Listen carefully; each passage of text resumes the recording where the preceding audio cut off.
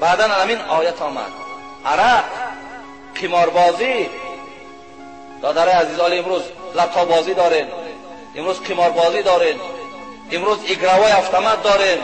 این پولهاتون هر یک تنگش در پیش خدا در جواب میگین. این مردم همه را فساد کردین، این مردم را بانکرات کردین، این مردم را دربدر کردین، این مردم را قرضدار کردین. شما در او سبب دارین. این راه درآمد 4 تنگه حرام که از همینجا میآید و میان ابو بن راه حلال دا کار کن. همین آدمایی که ایگراوای автомат ندارن، لتا ندارن، قمار ندارن، مردن از گوش نگیرن. همینان صاحب خانن، صاحب ماشینن، صاحب زنن، به همه چیز رسیدن. افسوس که تو عقیده ریسک از جانب خدا هست، تو هم عقیده را نداری.